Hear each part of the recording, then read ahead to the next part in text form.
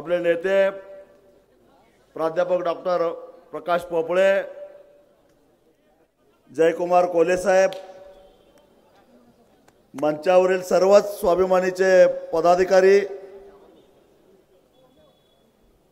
त्याचबरोबर या ऊस परिषदेच्या निमित्तानं ऊस उत्पादक शेतकऱ्यांचा गेली 24 वर्ष हा जो धगधगता यलगार सुरू आहे त्याला पाठिंबा देण्यासाठी उपस्थित असणारे सर्वच मंचावरील मान्यवर, या ठिकाणी उपस्थित पत्रकार, आमच्या सर्व भगिनी आणि शेतकरी भावांनो, बघता बघता या आपल्या चळवळीला 24 वर्ष पूर्ण झाली। 24 वर्षापूर्वी याच ठिकाणी याच व्यासपीठावर पहिली ऊस परिषद झाली आणि ती ऊस परिषद कशा परिस्थितीमध्ये झाली तुम्हाला आठवत असेल।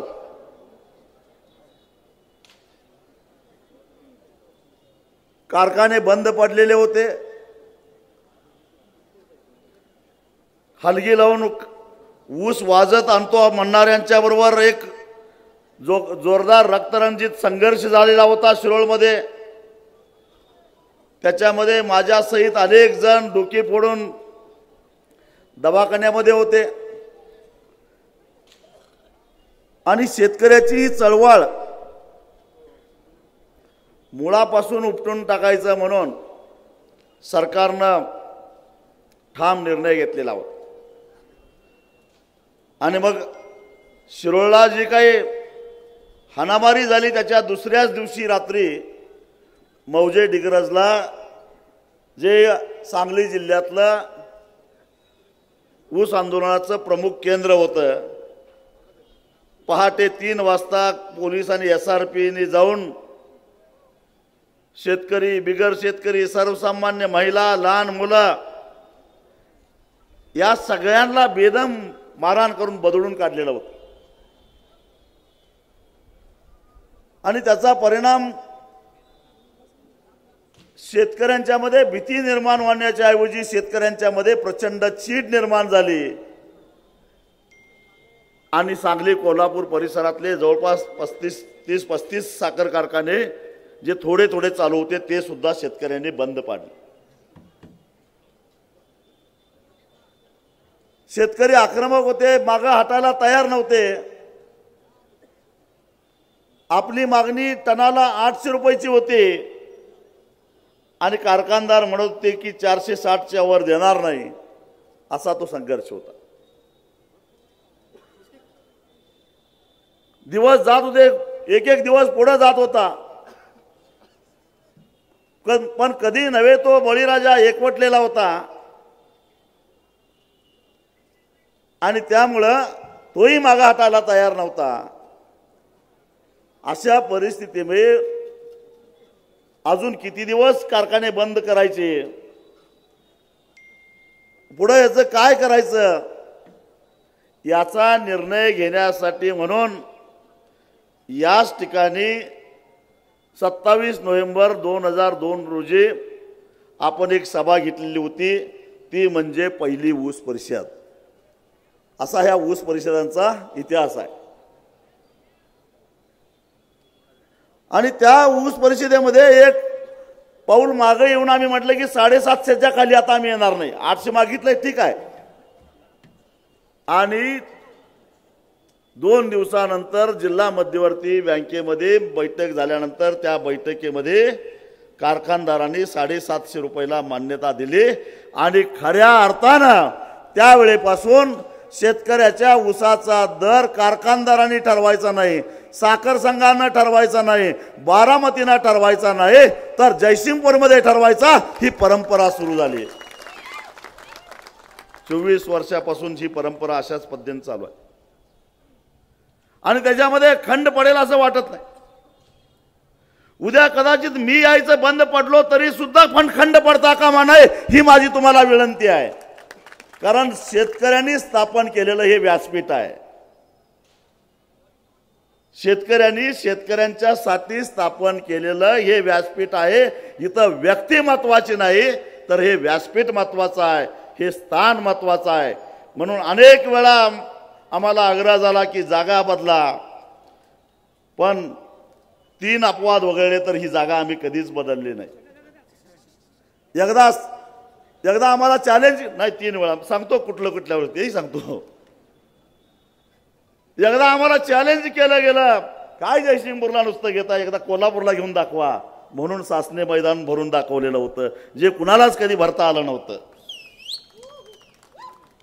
एकदा या समोर नगरपालिकेमध्ये त्यावेळी नगरपालिकेच्या निवडणुका लागलेल्या होत्या आणि त्यामुळं 100 मीटरपेक्षा जास्त कमी अंतर असल्यामुळं निवडणूक आयोगानं या ठिकाणी आपल्याला सभा घ्यायला बंदी घातलेली होती. म्हणून झेले चित्र मंदिर जवळ आपल्याला परिषद घ्यावी लागली. आणि तिसऱ्यांदा लॉकडाऊनमध्ये आपल्याला ऑनलाईन सभा घ्यावी लागली म्हणून आपण कल्पवृक्ष गार्डनमध्ये सभा घेतली. ते 3 प्रसंग सोडले तर या मैदानावर 21व्यांदा ही मांदियाळी शेतकऱ्यांची जमलेली आहे, लक्षात ठेवा.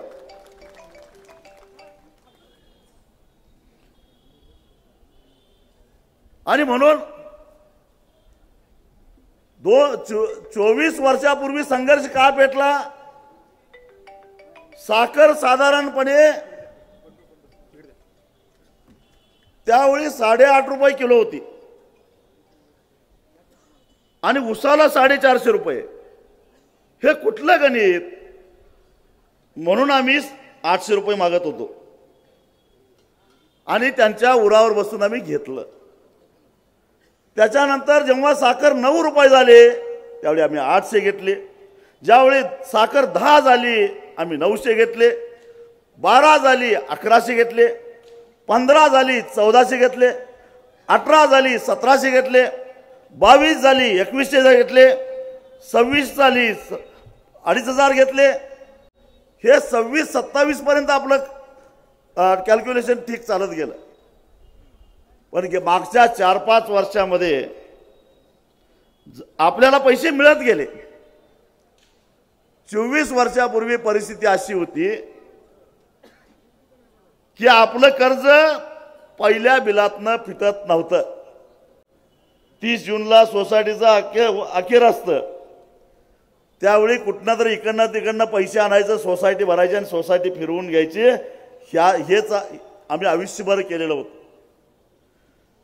जेव्हा 800 जेव्हा वर आम्ही गेलो त्यावेळी सोसायटी फिटून पहिल्याच बिलामधनं आमच्याकडे पैसे शिल्लक राहायला लागले. त्यातून काहीतरी करता यायला लागलं. हळूहळू सरकारनं सुद्धा वेळेवर कर्ज भरल्यामुळं 3% पंजाबराव देशमुख व्याज सवलत, 2% केंद्र सरकारची सवलत, पुन्हा अजून वेगवेगळ्या सवलत, असं करून हळूहळू अलीकडच्या काळामध्ये 3 लाखापर्यंतचं कर्ज जर वेळेत भरलं तर 0% व्याजानं आपल्याला मिळायला लागलं. म्हणजे पीक कर्जासाठी काढलेल्या कर्जावर व्याज आपल्याला लागत नव्हतं कधी, जर वेळेवर म्हणजे पहिल्या बिलातनं आपलं कर्ज फिटलं तर. मी हे मुद्दा म्हणून सांगायला लागलोय कारण साखर कारखानदार आपला हिशेब सांगतात की कारखान्यावर व्याजाचा बोजा किती पडतो. अरे लेका हो, आमच्या व्याजाचा कधी हिशेब केला का तुम्ही? आज 3 लाखापर्यंतचं कर्ज वेळेत भरलं तर 0% व्याजानं आपल्याला मिळतं पीक कर्ज. आणि तेच जर का पैसे तुकड्या तुकड्यानं जर आपण घेतले तर पहिल्या टप्प्यामध्ये कर्ज फिटत नाही आणि मग ती सवलत आपल्याला मिळत नाही. आपल्याला साधारणपणे 10% व्याज भरावं लागतं. 3 लाखाचं कर्ज झालं 30,000 रुपये. कारण नसताना ऊस उत्पादक शेतकऱ्यावर 30,000च्या व्याजाचा बोजा पडतो. म्हणून स्वाभिमानी शेतकरी संघटना एक रकमी पहिली उचल मिळाली पाहिजे यासाठी ठाम असते, तुमचं व्याज वाचावं म्हणून. हे लक्षात घ्या. तुमच्यावर व्याजाचा बोजा पडू नये म्हणून आम्ही पहिली उचल जास्त म्हणजे कर्ज फिटण्याएवढी मागत असतो, नाहीतर मग हे व्याज सवलत मिळत नाही। आणि कारखानदार काय म्हणतात? कारखानदार म्हणतात की तुम्ही ऊस पुरवणार, तुम्हाला पैसे देणार आम्ही सगळे, आणि वर्षभर साखर उचलणार विकणार आणि त्याचे पैसे, पण साखरेच्या पोत्यावर तुम्हाला लगेच 24 तासाच्या आत कर्ज मिळतंय। मग ते आम्हाला सांगतात व्याजाचा हिशेब। अरे मग तुम्हाला व्याज पडत असेल तर तुमचं राज्यामध्ये सरकारमध्ये किती वजन आहे आम्हाला माहिती आहे, केंद्रामध्ये तुमचं वजन किती आहे माहिती आहे। जो कारखाना भंगारात केलाय त्याला सुद्धा तुम्ही 400 कोटीचं NCDचं कर्ज आणता हे आम्हाला माहिती आहे, तिथं तुमचा वशिला चालतोय। मग भारत सरकारनं शेतकऱ्यांच्यासाठी नाबार्ड नावाची जी बँक स्थापन केलेली आहे, ज्या बँकेला भांडवल देशाचा अर्थमंत्री पुरवत असतो बिनव्याजी, आणि ती बँक 2 आणि 3% व्याजानं शेतीसाठी कर्ज देत असते। तुम्ही कधी प्रयत्न केला का? शेतकऱ्याला ऊसाची उचल देण्यासाठी जे प्लेज लोन काढावं लागतं ते प्लेज लोन नाबार्डनं द्यावं, ते 0% द्यावं, नाही जमलं तर किमान 2 किंवा 3% द्यावं, असं कधी राज्य साखर संघानं ठराव केला का? कधी पाठपुरावा केला का? केंद्रात कधी शिष्टमंडळ गेलं का? नाही गेलं। ही चूक कुणाची आहे? कारखानदारांची। एक तर तुमच्यामध्ये हिम्मत नाही, नाहीतर यांना का ते करायचं नाही तुम्हाला सांगतो, कारण साखर कारखाने यांच्याच ताब्यात, जिल्हा मध्यवर्ती बँका यांच्याच ताब्यात, राज्य सहकारी बँक सुद्धा यांच्याच ताब्यात, आणि त्या बँकेच्या माध्यमातून 13 आणि 14% साखरेवर प्लेज लोन देता यावं, त्याशिवाय त्या व्याजावर जिल्हा बँकेमध्ये आणि राज्य सहकारी बँकेमध्ये आईश करता येत नाही, म्हणून ते मागत नाही, हे लक्षात ठेवा।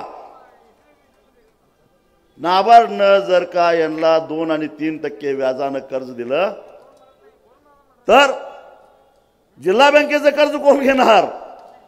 राज्य बँकेचं कर्ज कोण घेणार? म्हणून हे मागत नाहीत। आणि आपल्याला काय म्हणतात की आमच्यावर व्याजाचा बोजा चढतो म्हणून तुम्ही तुकड्या तुकड्यानं तुमच्या ऊसाचे पैसे द्या। अरे 18 महिन्या आधी पैसे गुंतवलेले असतात आम्ही, आणि परत ऊस तुटल्यानंतर आणि जर तुम्हाला वर्ष सव्वा वर्ष पैसे वापरणार असाल तर जरा लाज वाटली पाहिजे। आमच्या पैशाला व्याज नाही, आम्हाला कोणी खतं उधारीवर देतंय का? आमच्या शेतामध्ये काम करणारा मजूर उधारीवर काम करतो का? आम्हाला व्याज लागत नाही का? मी हे तुम्हाला एवढ्यासाठी सांगतोय कारण या कारखानदारांनी कटकारस्थान करून 2022 साली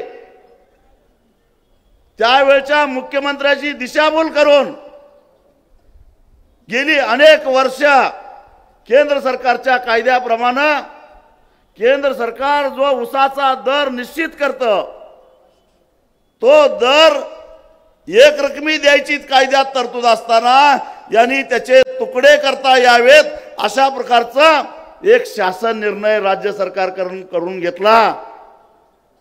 आणि त्याला कारण काय सांगितलं? गेल्या वर्षाच्या रिकव्हरीच्या आधारानं ऊसाचा दर निश्चित करणं हे चुकीचं ठरतंय। ज्या ऊसाला FRP द्यायची त्या ऊसाच्या रिकव्हरीवरच FRP ठरली पाहिजे। म्हणजे ह्या वर्षी आपण कारखान्याला ऊस घातला तर या वर्षीच्या रिकव्हरीच्या आधारानंच दर ठरला पाहिजे, ही भूमिका त्यांनी घेतली। त्यावेळच्या मुख्यमंत्र्यालाही ऊसातलं काही कळत नव्हतं, त्यांना मुंडी हलवली लगेच, आणि तसा शासन निर्णय केला 2022 ला।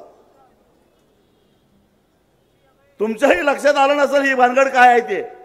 तुम्ही म्हणला तुम्ही काय एवढा प्रतिष्ठा लावा लागलाय मागचा आणि पुढचा, ह्याच्यामध्येच खरी गोमाय लक्षात ठेवा। रिकव्हरी तुमची निश्चित झाल्याशिवाय तुमची FRP निश्चित होत नाही आणि या वर्षाची रिकव्हरी निश्चित कधी होते सीझन संपल्यानंतर कारण सरासरी रिकव्हरी काढायची असते। मग मला सांगा की पहिल्या महिन्यात पहिल्या 15 ऊस पुरवणाऱ्यानं मग काय वर्षभर वाट बघायची का? आपली FRP किती निश्चित झाली आहे वाट बघायची? त्यासाठी हा वाद पूर्वी सुद्धा झालेला होता। मला वाटतं की 70-72च्या दरम्यान हा वाद झालेला होता। मला नेमकं साल आठवत नाही पण त्या काळातच असा होते कारण त्यावेळी SAP म्हणजे स्टॅट्युटरी मिनिमम प्राइस होती आणि मग नेमकी रिकव्हरी कधीची धरायचं या संदर्भामध्ये केंद्र सरकारनं भार्गव समिती नावाची एक समिती नेमली आणि त्या समितीनं सरकारला अहवाल दिला की हा वाद अनाठायी आहे। त्यांनी मागच्या अनेक वर्षाचे रिकव्हरीचे आकडे बघितले आणि सांगितलं की मागच्या वर्षामध्ये आणि चालूच्या वर्षामध्ये रिकव्हरीमध्ये फारसा फरक पडत नाही कारण रिकव्हरी ही त्या कारखान्याच्या परिसरातल्या जमिनीची कस त्या ऊस किती महिन्यात तुटला ह्याच्यावर आणि किती अंतरावरून ऊसाची वाहतूक ठरली त्याच्यावर ठरते आणि ते परिस्थिती मागच्या आणि पुढच्या वर्षामध्ये साधारणपणे त्या कारखान्याच्या बाबतीत तशीच राहते। त्यामुळे मागील वर्षाच्या रिकव्हरीच्या आधारानं ऊसाचा दर निश्चित करायला काय हरकत नाही असं भार्गव समितीनं केंद्राला शिफारस केली आणि केंद्रानं त्यावेळची ती शिफारस जशीच्या तशी मान्य केली आणि ती आज अखेर ती परंपरा चालू आहे। मग हा शासन निर्णय चुकीचा आहे।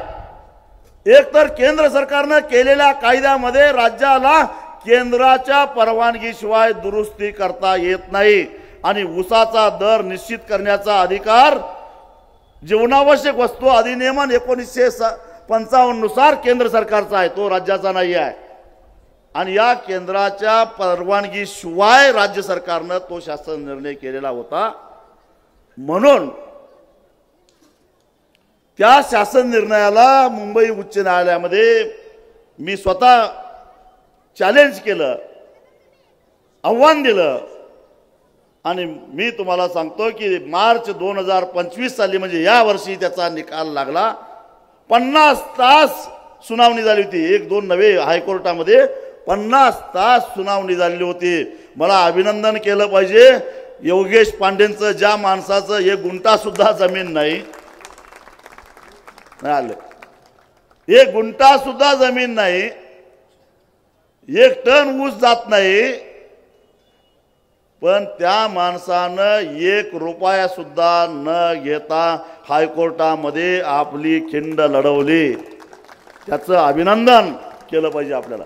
आज खरं तर आम्ही सत्कार करणार होतो पण ते अजून माझीच एक केस सुप्रीम कोर्टामध्ये आहे, त्याच्या तयारीसाठी ते पुण्यात थांबलेत। कुठली तर हा जो निकाल आपण लावून घेतलेला आहे त्याला राज्य सरकारनं सुप्रीम कोर्टामध्ये चॅलेंज केलं आहे। पहिली लढाई आम्ही जिंकली, सुप्रीम कोर्टानं स्थगिती द्यायला नकार दिलाय, 4 मुंड्या चित केलंय सरकारला आम्ही सुप्रीम कोर्टात सुद्धा। अहो कुणी योगेश पांडे या नवख्या वकिलानं त्याच्या विरोधामध्ये ज्या साखर संघाला टनाला 1 रुपया हिशोबाप्रमाणे वर्षाला महाराष्ट्रातला ऊस उत्पादक शेतकरी 13 कोटी रुपयाची वर्गणी देतो, त्या वर्गणीतनं या साखर संघानं आपल्या विरोधात 70-80 लाख रुपये खर्च करून एक मोठाच्या मोठा वकील दिलेला होता, त्याला 4 मुंड्या चित केला आमच्या योगेश पांडेनं, जो रिक्षाने जात होता हायकोर्टामध्ये। फक्त साखर संघ नव्हे, राज्य सरकार सुद्धा कुणाच्या बाजूला होतं? कारखानदारांच्या बाजूला होतं। राज्याचे अटर्नी जनरल, महाअभियोक्ता सराफ हे त्या सुनावणीमध्ये त्यांना बरीच कामं असतात तरी सुद्धा बसून होते आणि सरकारचं कसं बरोबर आहे हे सांगायचा प्रयत्न करत होते, पण त्यांची डाळ शिजली नाही। परत सुप्रीम कोर्टामध्ये जाऊन या निकालाला स्थगिती घेण्याचा प्रयत्न त्यांनी केला, पण सुप्रीम कोर्टानं फक्त दावा दाखल करून घेतला, स्थगिती द्यायला स्पष्ट शब्दामध्ये नकार दिला आणि हा जो हायकोर्टाचा निकाल आहे तो निकाल घेऊन मी साखर आयुक्तांच्याकडे गेलो आणि त्यांना सांगितलं पूर्वलक्षी प्रभावानं हा शासन निर्णय रद्द झालेला आहे। म्हणजे 2022 सालापासून ज्या साखर कारखान्याने तुकड्या तुकड्यानं शेतकऱ्याला ऊसाचे पैसे दिलेले आहेत ते पहिला तुकडा जो 15 दिवसाच्या आत दिलेला आहे आणि उरलेल्या तुकड्याचं उशिरा दिल्याबद्दल दर साल दर शेकडा 15% व्याजानं आज अखेर 3 वर्षाचं व्याज द्यायचं असा आदेश कोर्टाचा आहे।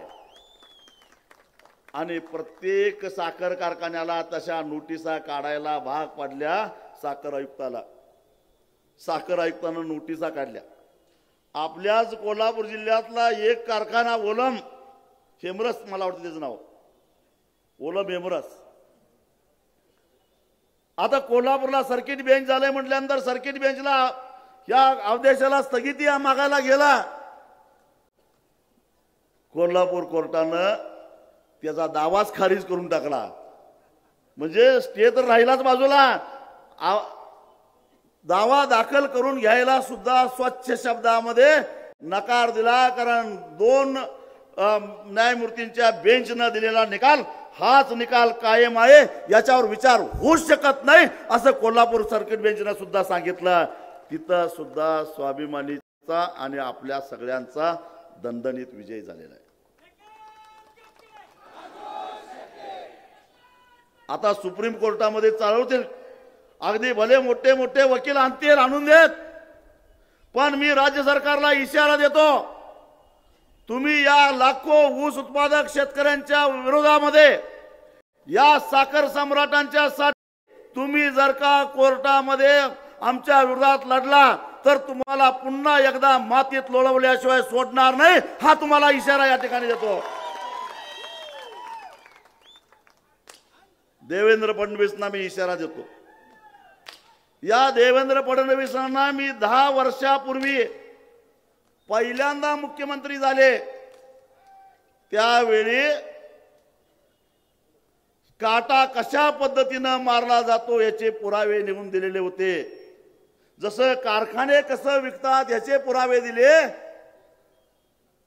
ते त्या किरीट सोमय्याला दिलं त्यांनी आणि त्यानं सगळ्या कारखानदारांनाच भाजपमध्ये भरती करून घेतलं। आणि हे काटाने पुरावे नेऊन दिलं, हे आपल्याच खिशात ठेवलं आणि आता मुख्यमंत्री फंडासाठी कारखाने पैसे देत नाहीत म्हणताय ना, आता म्हणताय ते बाहेर काढू काय? म्हणजे महाराष्ट्राचा मुख्यमंत्री काय ब्लॅकमेलर आहे? हा, ब्लॅकमेल करण्यासाठी तुम्ही त्या माहितीचा उपयोग करता।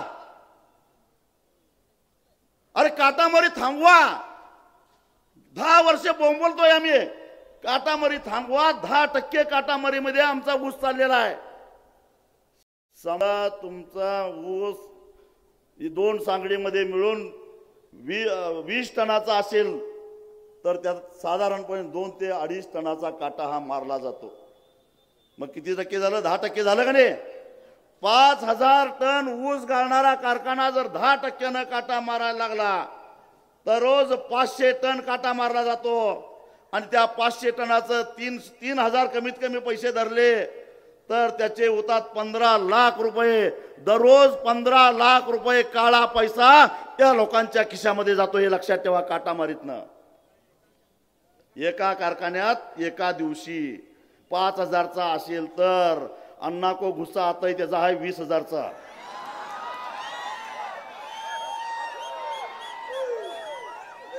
मग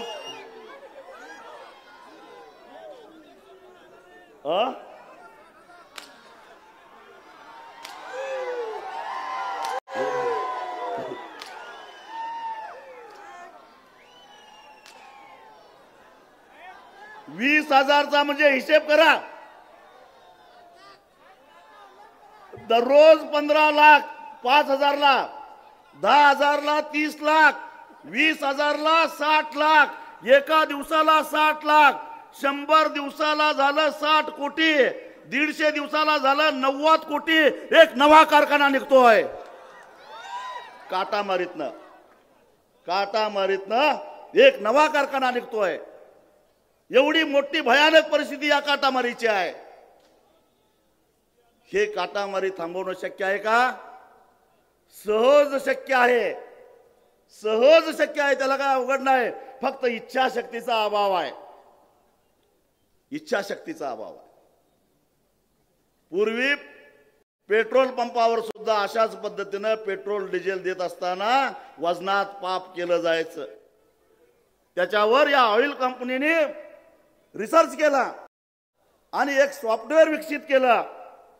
मायनिंग मध्ये सुद्धा अशाच पद्धतीनं चोऱ्या व्हायच्या आणि एक सॉफ्टवेअर केलं आणि ते वजन काटे आहेत, त्या वजन काट्यामध्ये कुठेही ऍडजस्टमेंट करता येणार नाही आणि केलं तर त्याचा पासवर्ड ज्याच्याकडे आहे त्याला सहजगत्या लक्षात येईल अशा प्रकारचं सॉफ्टवेअर विकसित केलं. आणि महाराष्ट्रातले नव्हे देशातले या सगळ्या ऑइल कंपन्यांचे काही कोटीच्या संख्येनं असणारे जे पेट्रोल पंप आहेत ते ऑनलाईन जोडले. एका जरी पंपवाल्यानं काही ऍडजस्टमेंट केली लगेच कंपनीला कळतं, कंपनी येते तो पंप सील करतं. तसं महाराष्ट्रात कारखाने तर 200च आहेत.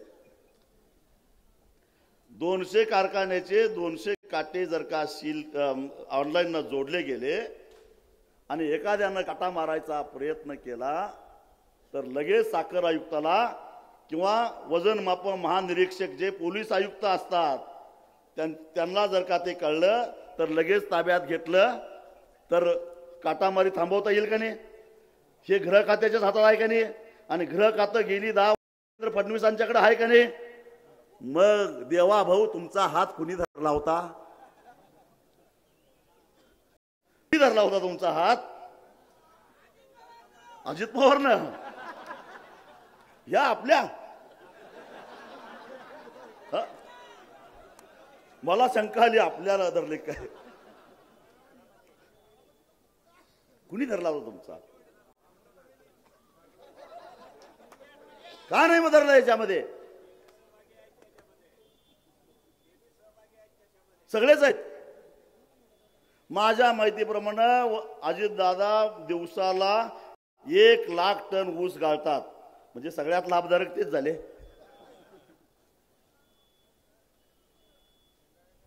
हे का केलं नाही तुम्ही? माझं आपल्या सांगली कोल्हापूरच्या कार्यकर्त्यांना एक विनंती आहे. कोल्हापूरला एक वजन काटा तपासायचं एक मशीन येऊन पडलेलं आहे. 2 वर्ष झालं धूळ कात पडलेला आहे. एक काम करा, एक कोणतरी भंगारवाला नाही तर आमच्या इथं राजीव गांधी नगर मध्ये सापडतोय, आहेत भंगार घेणारे बरेच लोक आहेत, त्यांना घेऊन जावा आणि त्याला विकून टाका. ते मशीन वापरत नसतील तर उपयोग काय त्याचा? तुमच्याकडे काय भंगारवाला नाही? हा ठीक आहे, विकून टाकूया. ते सरकारनं पैसे खर्च करून आलंय, धूळ कात पडायला गंजलंय, भंगारवाल्याला तर देऊन टाकूया. बर एवढंच नाही, याच्याशिवाय सुद्धा काटामारी थांबवण्याचा दुसरा एक मार्ग आहे आणि तो मार्ग म्हणजे आता कुठला बी कारखानदार गावात आला की याय म्हणते, याय याय. मी म्हटलं याला कुत्रं चावलंय काय? याय याय काय करायला लागलं? यायच म्हणते काय? याय याय. बरं त्याला विचारलं तर त्याला पण सांगता येत नाही, खरं याय म्हणते. संचालक तर जास्त जोरात म्हणते याय याय.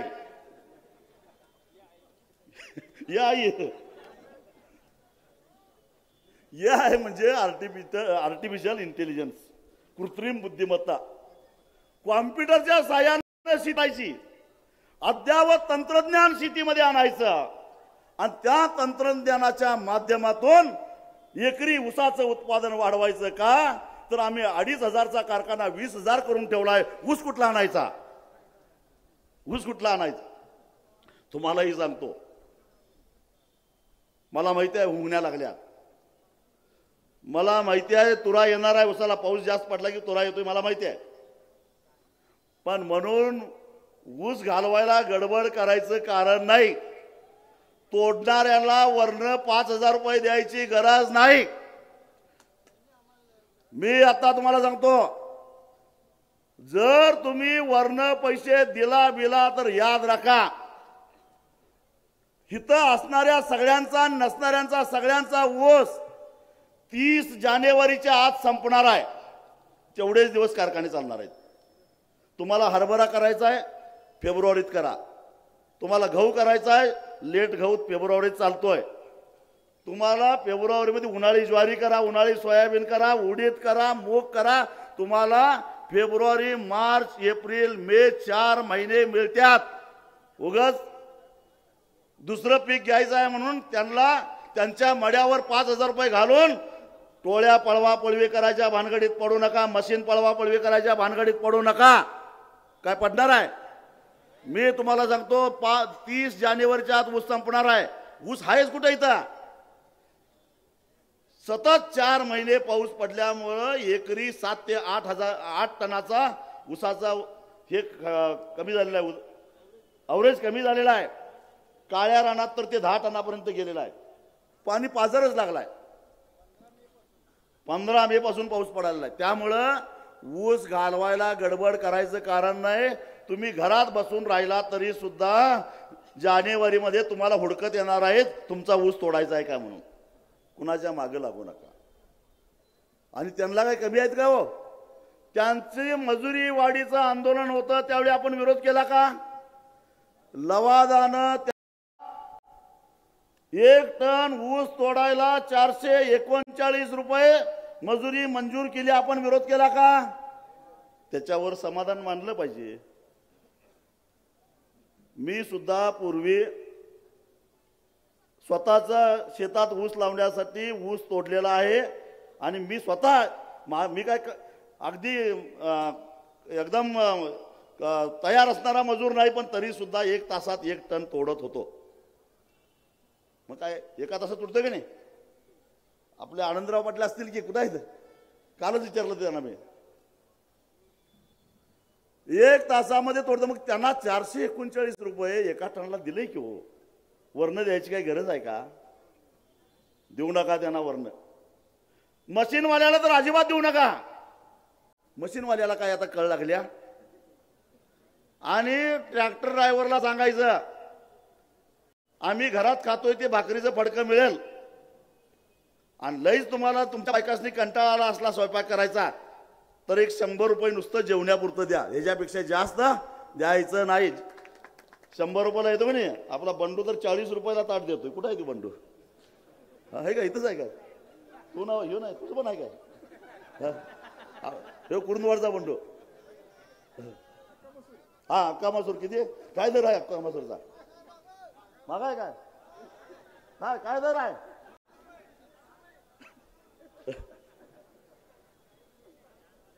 कशाला पाहिजे हो यांना पैसे? अजिबात पैसे द्यायचे नाहीत।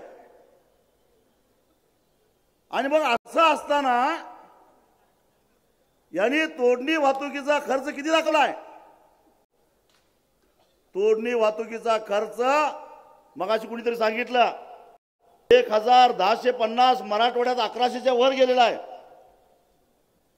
बरं यांनीच कायदा करून ठेवलाय हो, यांनीच कायदा करून ठेवलेला आहे की 1 टन नाही, 1 कारखाना कार्यक्षमतेने चालायचा असेल तर त्याला 25 किलोमीटरच्या परिघामध्ये दुसऱ्या कारखान्याला परवानगी द्यायची नाही। कायदा तुम्हीच करून घेतलाय।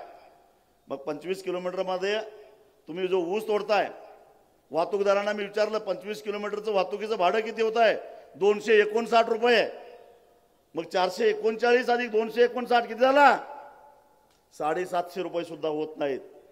म्हणजे कारखान्यापासून 25 किलोमीटरच्या आत असणाऱ्या शेतकऱ्यांचं तोडणी वाहतूक फक्त 750 रुपये होत असताना तुम्ही 1000 रुपये का घेता?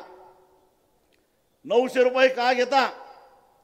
900 घेत असतील तर 150 रुपये टनाला जादा गेले। 1000 घेत असतील तर 250 रुपये जादा गेले। 1100 रुपये घेत असतील तर 350 रुपये जादा गेले। अरे तुम्ही पाकिस्तानातनं ऊस आणा जावा, आमचं काय म्हणणं नाही, बांगलादेशमधनं आणा तुम्हाला येऊन दिलं तर, पण तुमच्या खर्चानं आणा, आमच्या खर्चानं आणायचं नाही। हे काय आहे? त्यांनी लांबनं ऊस आणायचा, कवळा ऊस आणायचा, आडल्या नडल्या शेतकऱ्याला 2200 2,500 रुपये द्यायचे, काटा पेमेंट करायचा आणि हिता आणायचा आणि 3200 रुपये घ्यायचं, वरचं 700 आणि ह्यांच्याच खिशात. अशी भानगड आहे. ऊस माफियांचा नवा वर्ग तयार झालेला आहे. त्यामुळं आमच्या शेतापासून कारखान्याचं जेवढं अंतर असेल तेवढंच वाहतुकीचे पैसे आम्ही देणार, हे ठरवावं लागेल. ते मी ऊस दर नियंत्रण समितीमध्ये असताना धोरण तयार केलेलं होतं. त्या पद्धतीनं सरकारचे आदेश निघाले, पण तिथली माझी मुदत संपली आणि नंतरच्या सहकार मंत्र्यांना त्याला स्थगिती दिली. सरकारनं स्थगिती दिली नसती तर कारखान्याच्या जवळ असणाऱ्या शेतकऱ्यांना आजही आता जे काही पैसे मिळतात ऊसाचं त्याच्यापेक्षा 150 ते 200 रुपये टनाला जादा मिळाले असते. अहो कुणाला पटण्यासारखं नाहीच हो. आता समजा संध्याकाळी आता सभा संपल्यानंतर आपण कोल्हापूरला जाणार आहे एसटीनं, जयसिंगपूरच्या स्टँडवर एसटीत बसलो आपण, एक 10-12 जण बसलो. पुढे एक 10-12 जण तमदलग्यात चढले, हातकणंगल्यात एक 10-12 जण चढले, आतिग्र्यात थोडे चढले, हालोंडीला चढले, शिरोलीला चढले आणि हे सगळे कोल्हापूरच्या स्टँडवर गेले. आणि कंडक्टर म्हटला जयसिंगपूररत्न आलेल्याला पण तेवढंच तिकीट, तमदलग्याला पण तेवढंच, आतिग्र्यालाही तेवढंच, हातकणंगल्याला तेवढंच आणि हालोंडीवाल्याला पण तेवढंच. पायतान घेतला का तुम्ही? हा, अरे किती प्रवास केलाय तेवढं तिकीट घे की. हा, हे काय भानगड? हे जयसिंगपुरातनं आलाय त्यालाही तेवढंच तिकीट आणि हलोंडीतनं आलाय त्याला बी तेवढंच तिकीट. मग हे तोडणी वाहतुकीची काय भानगड आहे? यांनी 200 वरनं 200-300 किलोमीटरवरनं ऊस आणणार आणि इथं अहो माझंच उदाहरण घ्या. आमच्या शेतातनं दत्त कारखाना फक्त 1.5 किलोमीटर अंतरावर आहे. अहो मला जर का 1000 रुपये दिले तर मी गडी सांगून खांद्यावरच गव्हाणीत नेऊन टाकीन ऊस, माझं उरतील. बाउन्सर आणतो, बाउन्सर. आता भरपूर बाउन्सर मिळतात, पैसे उरतील का नाही माझं?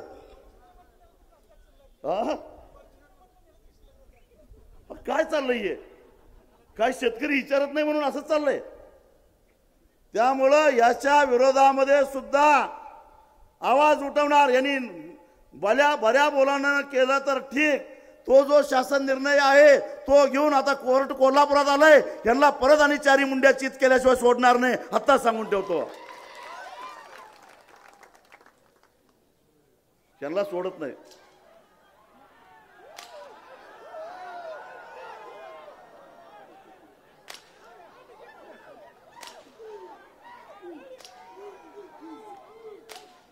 ते कोर्टात घेऊनच जायचं, बघूया काय होतं एकदा.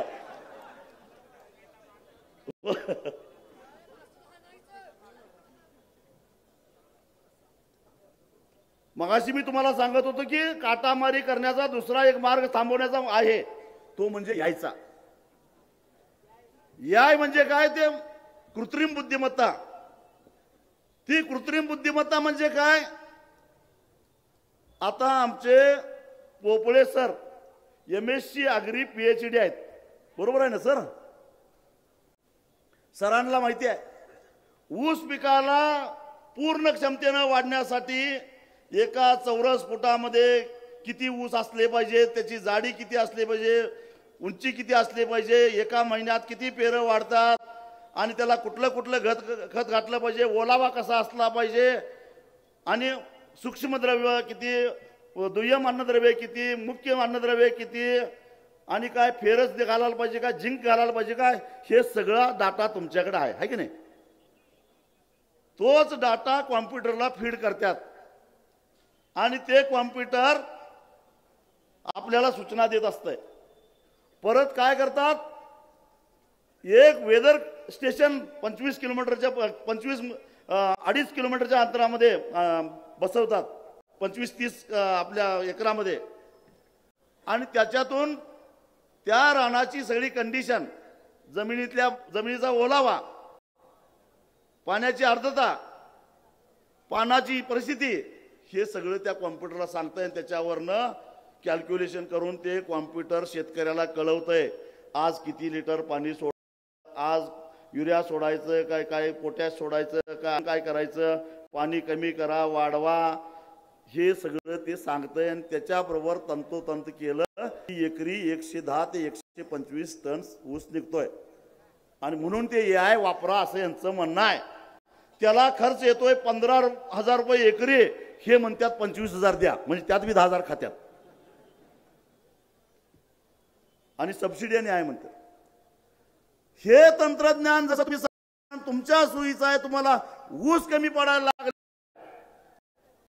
म्हणून तुम्ही हे तंत्रज्ञान आता वापरा म्हणून शेतकऱ्याला सांग.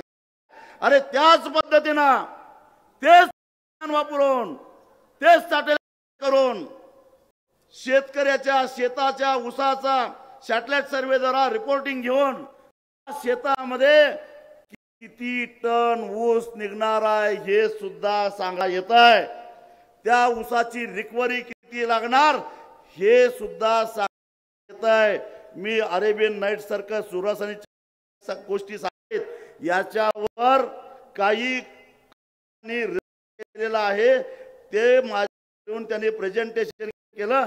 7-8 कारखान्यावर त्यांनी सर्वे केले, 200-250 शेतकऱ्यांच्या शेतावर प्रयोग केले आणि त्यांच्या वार्तावलेला जो काय अंदाज आहे प्रत्यक्षामध्ये कारखान्यात वजन केल्यानंतर तेवढंच वजन आला, तेवढीच रिकव्हरी लागली.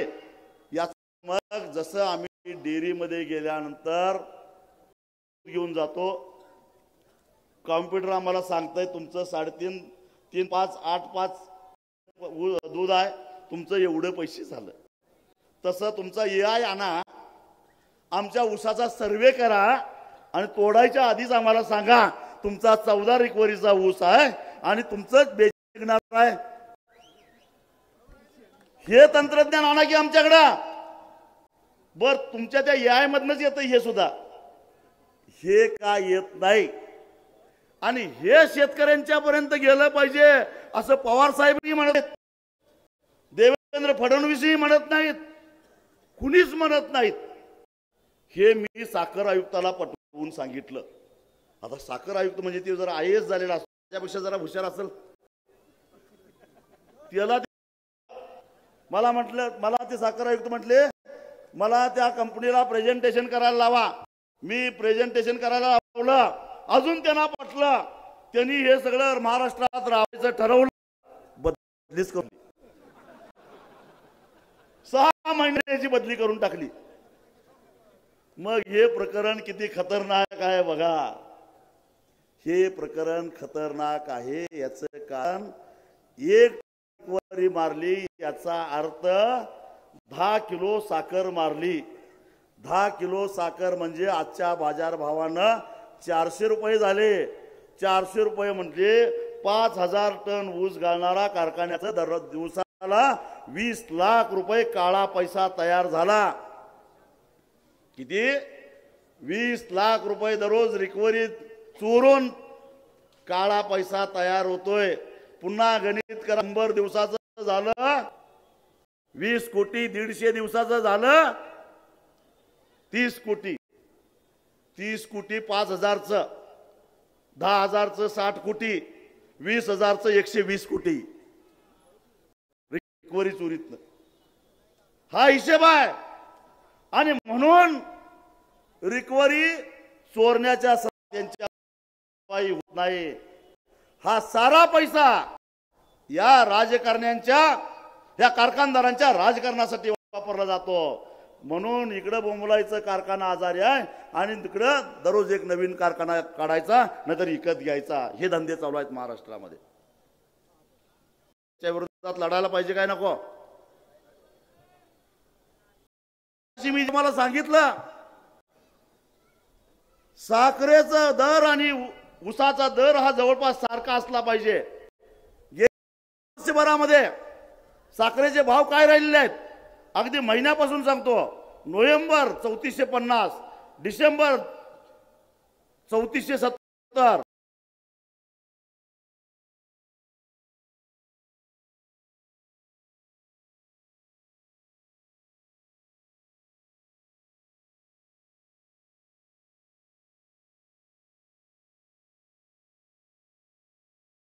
3,900, ऑगस्ट 3,920, सप्टेंबर 3,910, ऑक्टोबर 930 साधारण, आणि आता साधारणपणे 4,000च्या आसपास साखरेचा भाव आहे. काळा विकत्याला म्हणतो मी, दुकानातला नवा. सरासरी तर 3,796 रुपये निघतंय. मगाशी सचिन मला सांगत होता, कारण त्याला आम्ही एका कारखान्यात तज्ञ संचालक केले. कोण? सचिन शिंदे नव्हे, शिंदे पाटील, पण पंढरपूर.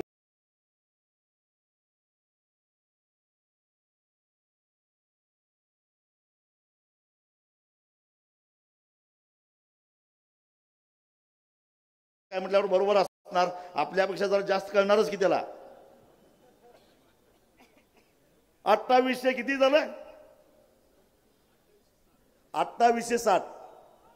11 रिकव्हरीला 3500, मग आमचं धरा घेतात 3700 रुपये. म्हणजे तसा हिशेब केला तरी सुद्धा किती व्हायला पाहिजेत? 3500 रुपये तर व्हायला पाहिजेत. मग दिल्यात किती? 31,3200. 3300 एकट्यानंच दिले मला वाटतं. म्हणून गेल्या वर्षाच्या ऊसाचे किमान 200 रुपये यांनी द्यायलाच पाहिजे, यांच्या बाला सोडणार नाही.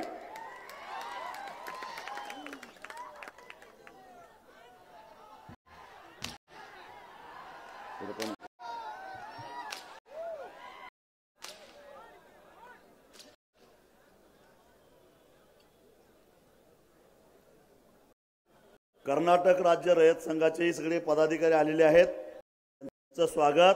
कारण या वर्षी कर्नाटकात फार मोठं आंदोलन होणार आहे. माडू द्या अनिल, माडू द्याला. हा,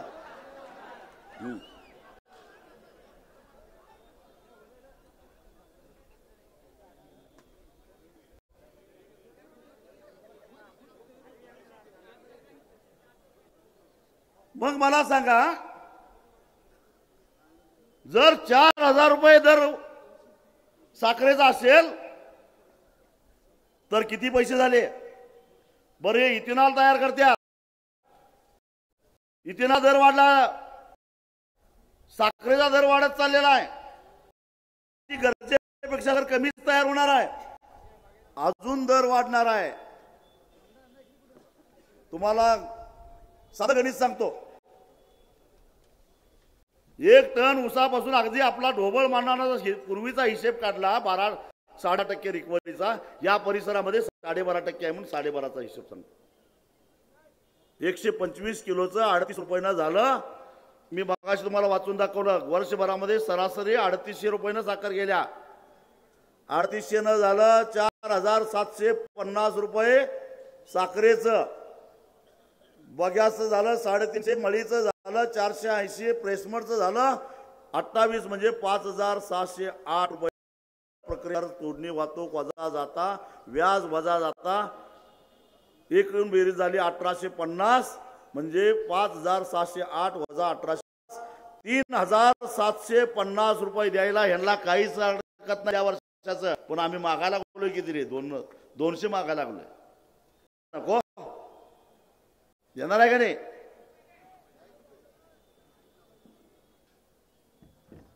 आणि म्हणून या पद्धतीनं ही जी लुटालूट चालू आहे, सुरुवातीला मी ऊसाचा दर आणि साखरेचा दर याच्यामध्ये 800 ते 900 रुपयाचा फरक का पडला? तर गेल्या 4-5 वर्षामध्ये आमची घरं चांगली झाल्यामुळं, सायकली आल्यामुळं, 4 चाकी गाड्या आल्यामुळं, पोरं चांगल्या कॉलेजमध्ये परदेशामध्ये गेल्यामुळं आम्हालाही त्याचं आता फारसं महत्व वाटेना. संघर्ष आम्हाला नको वाटायला लागला, कारण आम्ही वस्तू झालो, तुम्ही सुखवस्तू झाला. ते लागले तुम्हाला लुटायला. अजून खरं आई शपथ घेऊन सांगा, आता तुम्हाला ट्रॅक्टरमध्ये बसून मोर्चाला येऊ वाटतंय? खरं सांगा. 20 वर्षापूर्वी याच मैदानामध्ये ट्रॅक्टरच्या ट्रॉलीत बसून आपण मोर्चाला येत होतो का नाही? आता खूप वाटायला लागलेला. मग घ्या फरक, घेऊ घ्या 1000 रुपयाचा फरक. हा, बाहेर यायला नको. आमच्या हातात काय जादूची कांडी आहे वय?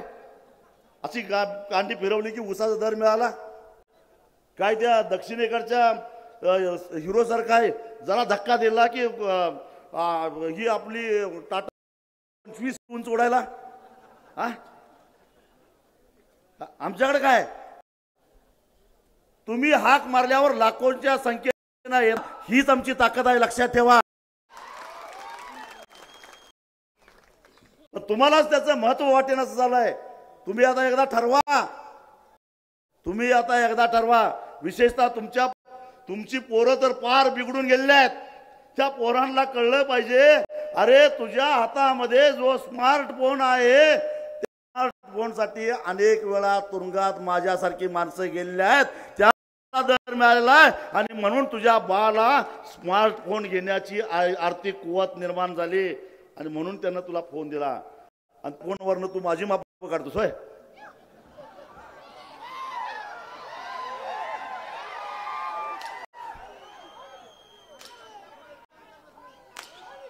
बरोबर आहे का नाही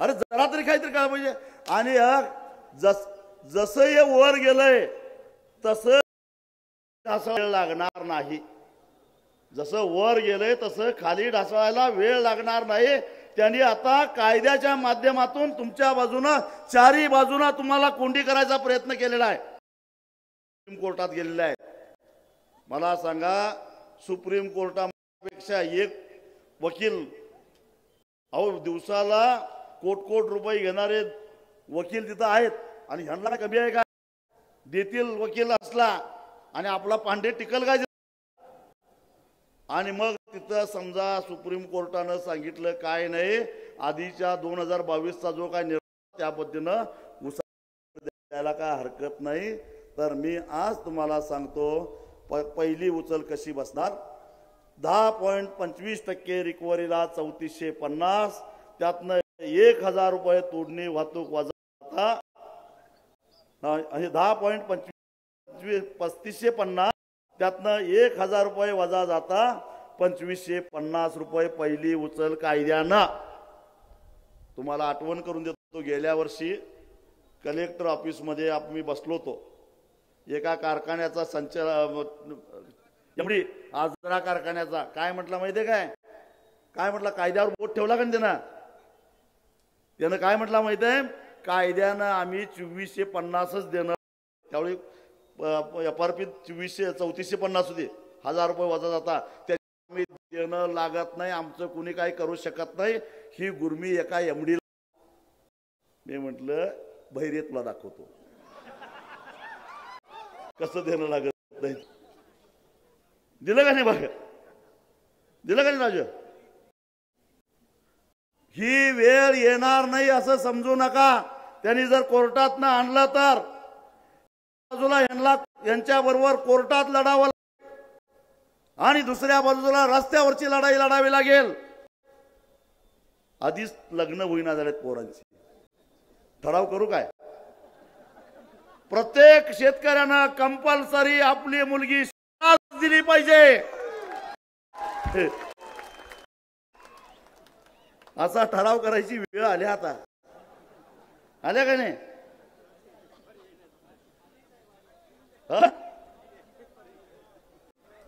मग हे असं व्हायला लागलं तर काय होईल आता 40ला गेल्यात प्रत्येक गावात कमीत कमी 25 ते 30 40 ओलांडलेले आहेत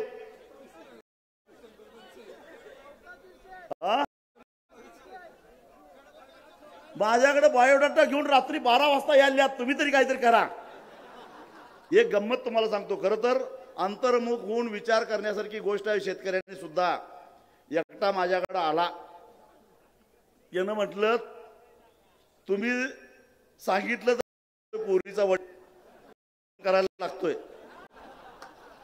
आणि असं फोन दिवसात एखादा मी करतोय बरं का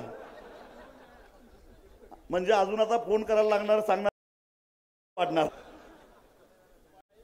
फोन करायला लागतोय मला आठवलं ह्याच गाड्याला मी 2 वर्षापूर्वी एकदा फोन केलता ह्याच्या पोरीचं लग्न काय होतं त्यावेळी आणि त्यानं ऐकलं नाही माझं त्यावेळी मी त्याला आठवण दिली गड्यात तुला 2 वर्षापूर्वी हाच फोन केला मी चांगलं पोरगा आहे त्याला देऊन टाक मी जबाबदारी घेतो, वर्ग वाईट वागणार नाही, त्यावेळी तू म्हटलास मी शेतकऱ्याला देणार नाही. आणि आता त्याला काय खोळ कुत्र चावलंय बघ शेतकऱ्याला पोरगी द्यायला. म्हणजे शेतकऱ्याच्या घरी सुद्धा ही स्थिती आहे. आणि या सगळ्याच मुख्य दुखणं काय आहे, नाही हा विनोद सोडून द्या, मग आहे अर्थकारण. शेती तोट्याची, शेती दुखत नाही, शाश्वत शेती नाही, अतिवृष्टी महापुरामुळं काही खरं नाही, त्यामुळं शेतकऱ्याला धोका पत्करण्यात नाही. हे कधी गळपास लावेल काय सांगता येत नाही. त्यापेक्षा दिलेलं बरं, शिपाई परवडला, जाणारा परवडला, पण याला नाही.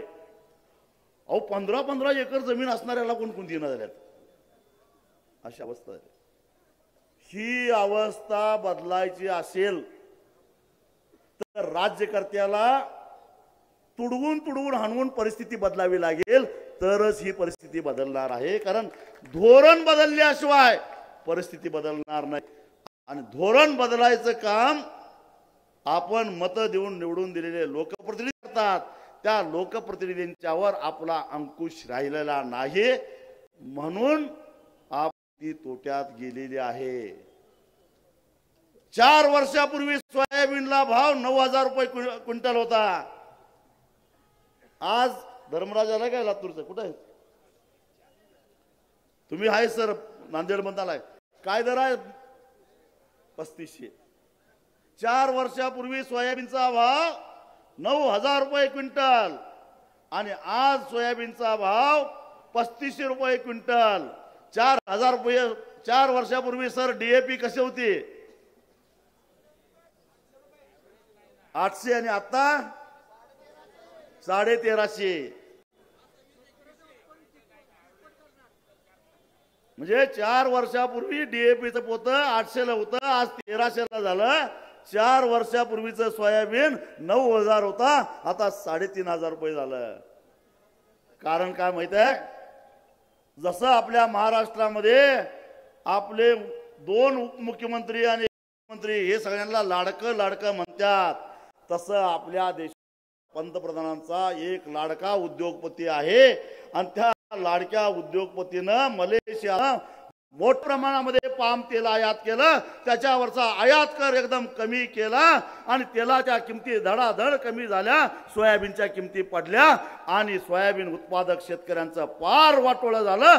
दिवसाला 8 शेतकरी आत्महत्या करायला लागल्या. म्हणजे भाव कशामुळे पडला? सरकारच्या धोरणामुळे पडला. आणि सरकारचं धोरण कोण ठरवतं? पण मत देऊन निवडून दिलेले लोकप्रतिनिधी हेच धोरण ठरवतात.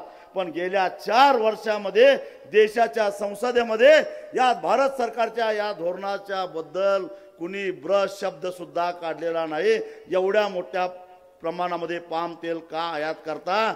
सगळ्यांची शुगर वाढायला लागल्या, कोलेस्टेरॉल वाढायला लागले, माणसं अटॅक येऊन मारायला लागल्या त्या पाम तेलामुळे. अहो एवढं पाम तेल आयात होते आणि त्या पाम तेलाचा एक तरी ब्रँड आहे काय कुठं बाजारात? मग हे जातंय कुठं? तुम्ही जे घेताय शेंग तेल, सूर्यफूल तेल, करडी तेल, त्यात सरकारनं मिक्स करायला परवानगी दिल्या. म्हणजे तुम्ही घेताय शेंग तेल, घेताय करडीचं तेल, सोयाबीनचं तेल आणि खाताय पाम तेल आणि त्याच्यामुळं अटॅक वाढायला लागल्यात. एवढंच सांगत नाही, ह्याला आधार आहे. म्हणजे एक माणसाला त्याचा धंदा करता यावा म्हणून मराठवाड्यातल्या आणि विदर्भातल्या शेतकऱ्यांची राख रांगोळी करण्यात आली धोरण. आणि अशा प्रकारचं धोरण राबवल्यामुळं शेतकरी अडचणीत आलेला. गेल्या वर्षी साखरेच्या निर्यातीला जर परवानगी दिली असते तर आपण 60 रुपये उसा असता, पण निर्यातीवर बंदी घातली गेली. आणि त्या ट्रम्प तात्याच्या दबावाला बळी पडून जर अमेरिकेचा सोयाबीन, कारण आता चीन म्हणते अमेरिकेचा सोयाबीन घे नाही, आणि मग आता अमेरिकेचे शेतकरी हवालदिल झालेले आहेत, आपलं सोयाबीन कुठं न्यायचं. जर ते ट्रम्प तात्याचा दबाव आणून आपल्या 56 इंच छातीवाल्याला म्हटलं आमचा सगळा सोयाबीन भारतात न्या, तर सोयाबीन 2,500 रुपये होणार आहे आपला. याला म्हणतात धोरण. आणि हे धोरण कशा पद्धतीचं असावं याचं नियंत्रण आपलं राज्यकर्त्यांच्यावर नाही. राज्यकर्ते आपल्याला घाबरत नाहीत. शेतकऱ्यांची अवस्था अशी झाली. सरकारनं कायदा केलेला आहे, भाव जाहीर करतंय पण खरेदी करत नाही. माझी सगळ्या जिल्ह्यातल्या कार्यकर्त्यांना विनंती आहे, इथनं गेल्या पहिला कलेक्टरला आणि जिल्ह्याच्या पालकमंत्र्याला निवेदन द्या, दिवाळीच्या आधी सोयाबीन खरेदी केंद्र सुरू झाली पाहिजेत. 5,328 रुपये या वर्षाचा सोयाबीनचा हमी भाव आहे. त्या दरामध्ये सोयाबीन खरेदी झाली पाहिजेत. नाही तो सुरू झाली तर मंत्र्याला आणि कलेक्टरला सुद्धा चिखलात लोळवल्याशिवाय सोडणार नाही असं जाऊन सांगा. आपला अधिकार आहे तो, आपला हक्क आहे तो. आणि ते सांगितल्याशिवाय, आणि तुम्हालाही विनंती करतो, हात जोडून विनंती करतो, सोयाबीन विकायची गडबड करू नका. सोयाबीनचं उत्पादन यावर्षी घटलंय. गेल्या वर्षी 125 लाख टन सोयाबीनचं उत्पादन झालं होतं. यावर्षी फक्त 105 लाख टन होईल असा अंदाज आहे. 5 टन भिजल्यामुळे खराब होणार आहे, म्हणजे 1 लाख टन एवढं सोयाबीन उपलब्ध होणार आहे. त्यामुळं बाजारातले सोयाबीनचे भाव वाढणार आहेत. पण दिवाळीमुळं तुम्ही घाबरून सोयाबीन विकावं म्हणून ते प्रयत्न करायला लागले, दर पाडलेले आहेत. त्यामुळे सोयाबीन विकायला एकतर लढून आपण सरकारला खरेदी केंद्र लावून 5,28 न विकूया, नाहीतर बाजारभाव 5,500 रुपये आज ना उद्या होणार आहे. हे सारे प्रश्न आहेत आपल्या समोर. या महायुतीच्या नेत्यांनी आपल्याला सांगितलं होतं काय की आम्हाला पुन्हा निवडून द्या, आम्ही तुमचा 7-12 कोरा करून देतो. 7-12 कोरा काही झालेला नाही, पण परिस्थिती अशीच राहिली तर यांचा एखादा लाडका शेठजी येऊन आमचा 7-12 विकत घेईल आणि 7-12 कोरा होऊन जाईल, अशी परिस्थिती मात्र निर्माण झालेली आहे. 7-12 कोरा करायची जबाबदारी यांची आहे. त्यांनी आता पैशाची नाटकं करता येत नाही असं अजितदादा तुम्हाला सांगता येणार नाही. 11 वर्षे राज्याचे अर्थमंत्री तुम्हीच आहे. मग आश्वासन देताना अर्थमंत्री तुम्हीच होता. त्या आश्वासन मला माहिती आपण 7-12 कोरा करू शकत नाही, मग का गंड. आता दिलंय ते दिलंय, आश्वासन पूर्ण करा. किती आहे हो? महाराष्ट्र सगळ्या शेतकऱ्यांचं थकीत कर्ज आहे 35,000 कोटीचं थकीत कर्ज. म्हणजे जुलै अखेरचं 35,000 कोटीचं आहे. त्यातले मोठे बाहेर काढले, कारण ते नेहमी 10 एकर 15 एकरचे बाहेर काढले तर साधारणपणे 20-22 हजार कोटी रुपयेच लागतात. त्यातनं इन्कम टॅक्स भरणारा, कारण शेतकरी 35,000 आहेत, त्यातले ज्याची चांगली आहे जाते. त्यामुळे ती जरा बाजू इन्कम टॅक्स भरणारा सरकारी नोकरीतला तर हा आकडा 22-23 हजार कोटीतच जातोय. मग मला सांगा, महाराष्ट्राला नको असलेला 12 जिल्ह्यातल्या शेतकऱ्यांचा विरोध असणारा, 1000 पिकाऊ जमीन नेस्तनाबूत करणारा हा शक्तीपीठ महामार्ग कशाला पाहिजे? त्यासाठी तुम्ही 20,000 कोटी रुपयाची जी तरतूद केली ती इकडे घाला आणि आमचा 7-12 कोरा का भिंडोरा होतोय हे त्यांना सांगावं लागेल. त्या करा लागल्यात हे त्यांना सांगावं लागेल. आणि यासाठी संपूर्ण महाराष्ट्रामध्ये 7-12 कोरासाठी चालू आहे आणि त्याला आता एक निर्णायक टप्पा सुरू होणार आहे. येत्या 28 तारखेला बच्चू कडू, मी आणि बाकी सगळे शेतकरी नेते मिळून ज्या राष्ट्रसंत महाराजांनी कच्चा माल मातीच्या भावे पक्का होताची चौपटीने घ्यावे, कैसे सुखी होतील ग्रामजन उपाशी. त्या तुकडोजी महाराजांच्या गुरुकुल मोजरी या अमरावती जिल्ह्यातल्या आश्रमापासून ते नागपूर पर्यंत लॉंग मार्च काढायचा आहे. ट्रॅक्टर ट्रक काय जे काय वाहनं मिळतील ते घेऊन नागपूरच्या दिशेनं लॉंग मार्च काढायचा आहे. आणि त्या आंदोलनाला मी सुद्धा जाणार आहे. तुम्ही सुद्धा सगळ्यांनी यावं असं निमंत्रण देतो. 7-12 जायला नागपूरला जायचं. जसं दिल्लीचे शेतकरी पंजाबचे शेतकरी दिल्लीला जाऊन बसले तर एकदा नागपूरला जाऊन ठाण मांडूया आणि 7-12 कोरा करूनच येऊया परत. काय होतं ते 28 तारीख झाल्यावरच आहे. 28 जायचं. बघू कसा 7-12 कोरा होत नाही ते. तुरांगे पाटील सुद्धा म्हणायला लागलेत की आंदोलन करणार या आमच्यातच सगळेजण मिळून काय होते बघूया. आणि सगळ्यांनी मिळून असा रेटा लावला तर मला खात्री आहे 7-12 कोरा झाल्याशिवाय राहणार नाही. आणि 7-12 कोरा जर का केला नाही तर ही नगरपालिकेला मत मागायला येणार आहेत, जिल्हा परिषदला मत मागायला येणार आहेत. तुडवून तुडवून हाणायचं आता सांगून ठेवतो. 7-12चं काय झालं सांगा म्हणायचं. बरं 3 वेळा म्हटला 7-12 कोरा कोरा.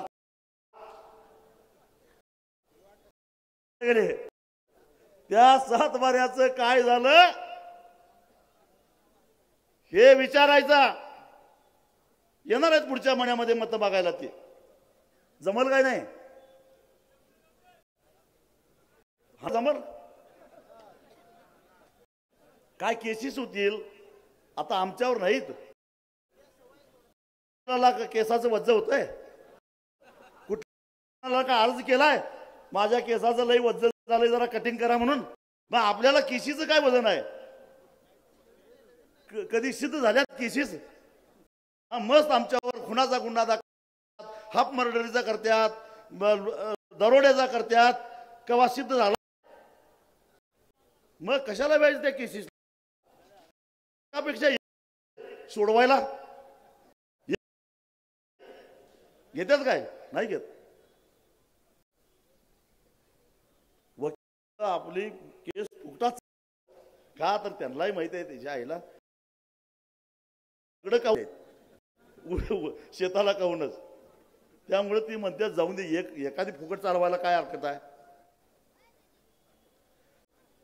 त्यामुळं 28 तारखेला ते आंदोलन एक 8-10 दिवस चालेल असा अंदाज करू आपण. नंतर पुन्हा एक संघर्ष उभा करायचा आहे. त्याच्या तुमची ऊस परिषद कधी 25 आता उद्या परभणीला ऊस परिषद, लातूरला कधी 24-25 आणि अजून 2-3 पद्धतीनं या घ्यायचा दंगा येट करायचा आणि एका न्यायक लढ्यासाठी रस्त्यावर आपल्याला उतरायचं आहे. करेंगे या मरेंगे या निर्धारानंच उतरायचं आहे, लक्षात ठेवा.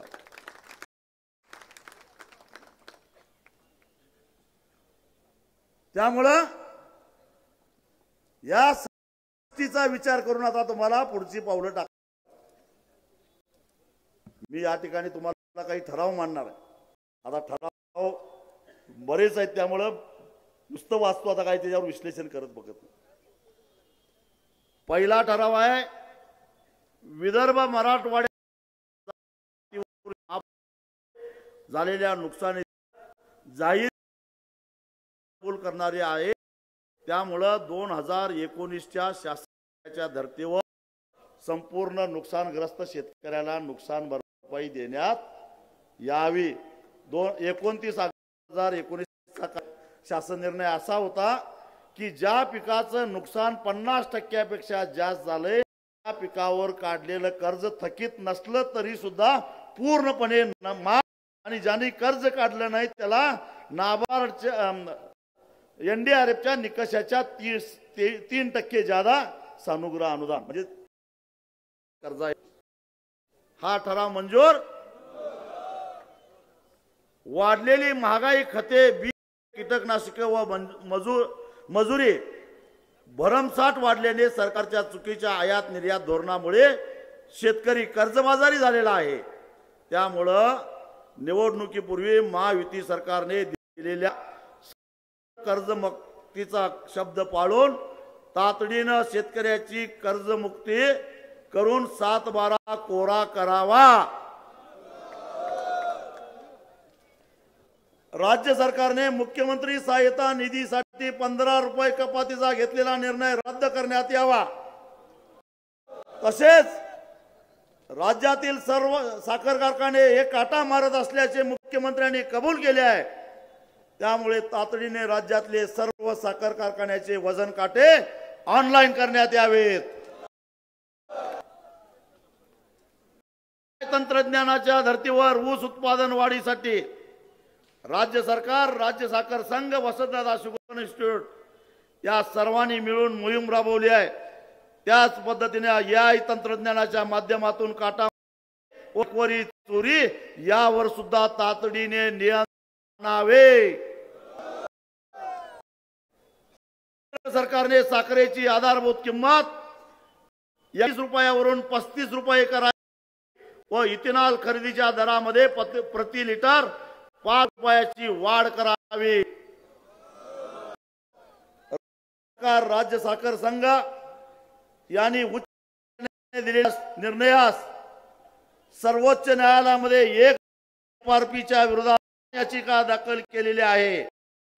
ती याचिका राज्य सरकार तातडीनं मागे घ्यावी। देशाच्या सर्वोच्च न्यायालयाचे मुख्य सरन्यायाधीश यांनी कोल्हापूर खंडपीठ करण्यास मान्यता देऊन 20 दिवसांमध्ये खंडपीठाच्या कामकाजास सुरुवात करून गेल्या अनेक वर्षांपासून कोल्हापूरकरांचा लढा यशस्वी केल्याबद्दल मुख्य न्यायाधीश भूषण यांचे ही सभा अभिनंदन करत आहे। त्याचबरोबर एका माते बिरूने भर कोर्टाचा अवमान करून त्यांचा अवमान केलेला आहे। अशा भ्रष्टाचाराचा आम्ही जाहीर निषेध करीत आहोत। शेतकऱ्यांना GSTचा परतावा मिळत नाही, त्यामुळे तिच्या सर्व कृषी उत्पादनासाठी लागणारी उपकरणे, निविष्ठा व खते, बी बियाणे, कीटकनाशके यांना GSTतून वगळण्यात यावा। राज्य सरकारने खाजगी व सहकारी साखर कारखान्यांना 35-25 किलोमीटर परिघाचे कार्यक्षेत्र निश्चित करून त्यांना संरक्षण दिले आहे। मग 25 किलोमीटर परिघातील ऊस आणणाऱ्या शेतकऱ्यांची तुटी 750 रुपये होत असताना 900 रुपये तोडणी वाहतूक शेतकऱ्यांकडून वसूल करून प्रति टन 350 रुपयाची लूट होत आहे। यामुळे 25 किलोमीटरच्या आतील प्रमाणे वाहतूक वगळता जादा कपात करण्यात येऊ नये असा ठराव ही सभा करत आहे। राज्यातील ऊसाचे क्षेत्र व उत्पादन मर्यादित आहे। साखर कारखान्यांची गाळप क्षमता वाढवून विस्तारीकरणास दिल्याने गळीत हंगामाचे दिवस कमी झालेले आहेत।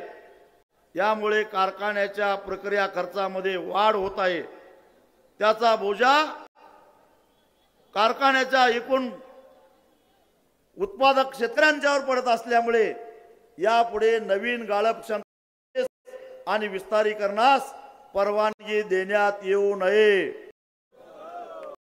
खरीप हंगाम संपत आलेला आहे। सोयाबीन, भात, नाचणी यांची हमी भावाने केंद्रे तातडीने सुरू करण्यात यावीत। पूर क्षेत्र असणारा नदीकाठ व डोंगरी भागामध्ये 400 ते 600 फुटापर्यंत पाणी उचलावे त्याने अशा भागातील सोलर ऐवजी नियमित विद्युत कनेक्शन देण्यात यावे। राज्य सरकारला कर्जाच्या खाईत टाकणारा व 27 एकर शेती उद्ध्वस्त करणारा महामार्ग रद्द करण्यात यावा। हात वर करा, वर सगळ्यांना दिसला पाहिजे, फोटो काढा रे।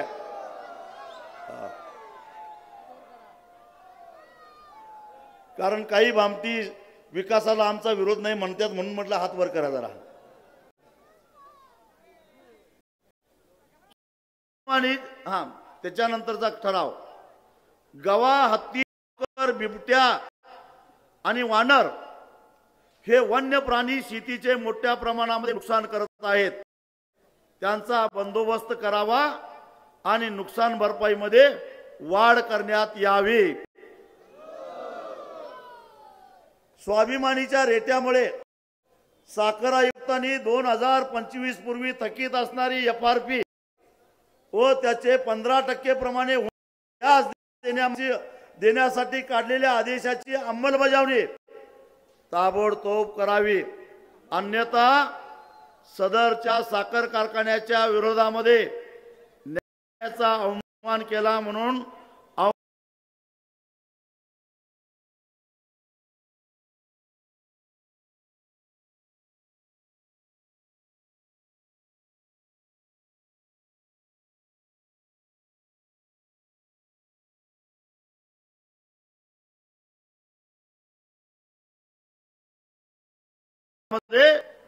वेदना देण्याची अंमलबजावणी करण्यात यावी। या हंगामामध्ये तुटलेल्या उसाला FRP अजून 200 रुपये अंतिम म्याद मंजूर। आणि एक मी विनंती करणार आहे, पहिल्यांदा गगनबावड्याचे शेतकरी या ठिकाणी आज आलेले आहेत। गगनबावड्यातल्या 256 किती 227 तरुणांनी सामूहिक आत्मदान करण्याचा निर्णय घेतलेला आहे 7/12 कोरा करण्यासाठी। माझी या भामट्यांच्यासाठी आपला जीव धोक्यात घालायची गरज नाही, करायची गरज नाही। यांना चिखलात लोळवून 7/12 कोरा करायचा आहे। त्यामुळं तुम्ही तुमचा निर्णय मागे घ्या आणि 28 तारखेला चला माझ्यावर नागपूरला, कसा 7/12 कोरा होत नाही बघू। आता सगळ्यात शेवटचा ठराव आहे तो या वर्षी झाला की 15 रुपयाचा ठराव झाला की हे केला पाणी जर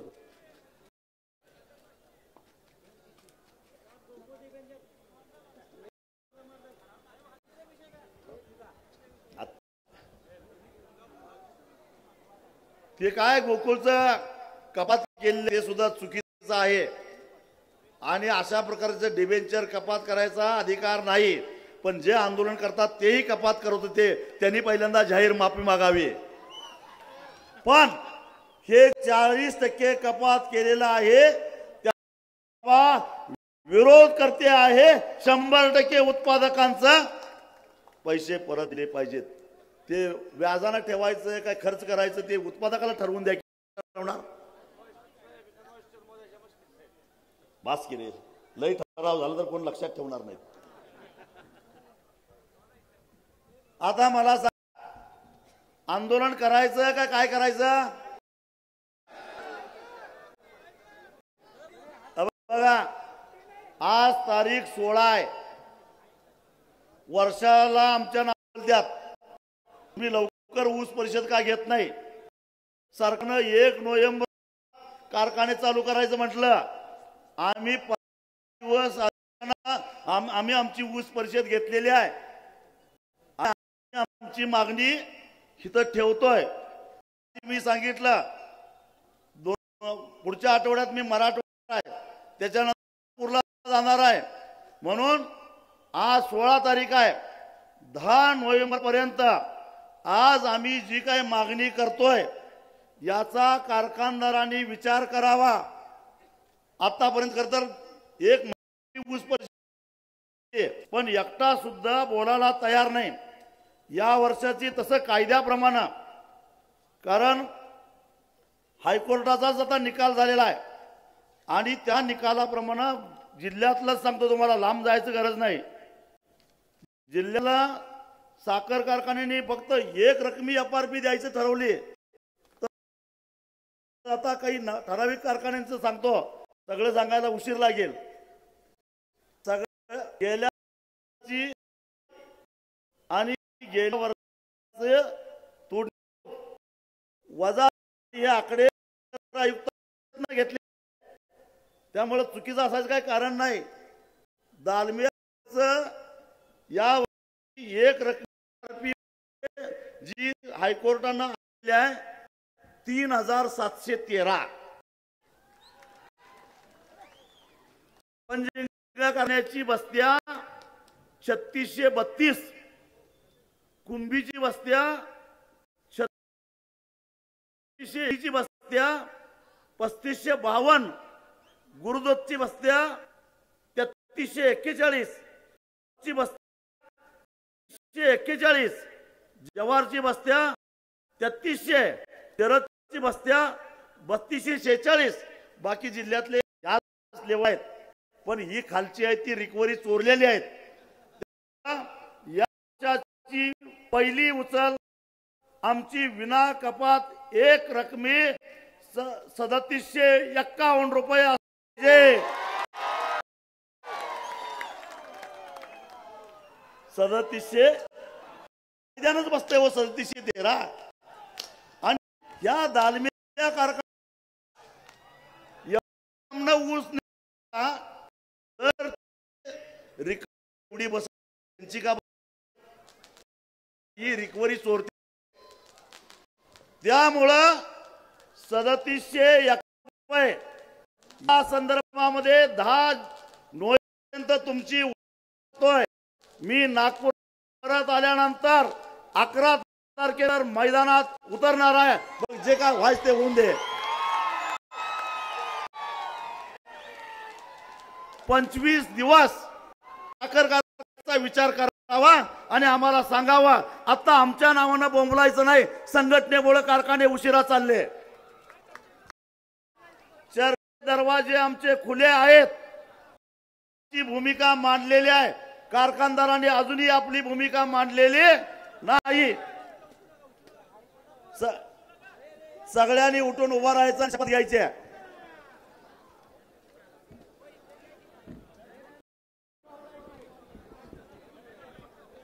हात वर करा, मोठ घट्टावळा, कुणी जायचं नाही, एवढा उशीर थांबलायचा। आणि आता काय होतंय,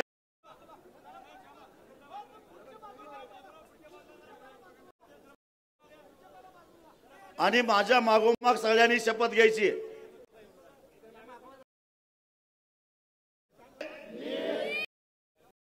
शपथ घेतो की शेतकऱ्यांचे जगणे संपून त्यांना इतर नागरिकांनी सुखाने व सन्मानाने यावे, या शेतीमालाला रास्त भाव या कार्यक्रमास संघटनेचा पाईक म्हणून सर्व शक्तीने प्रयत्न करेल।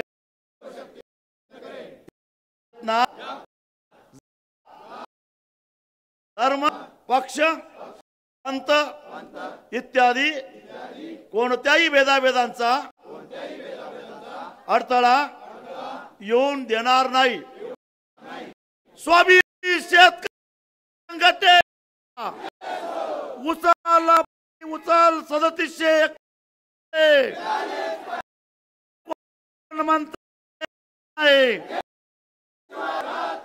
धन्यवाद। स्वाभिमानी शेतकरी संघटनेचा हा बुलंद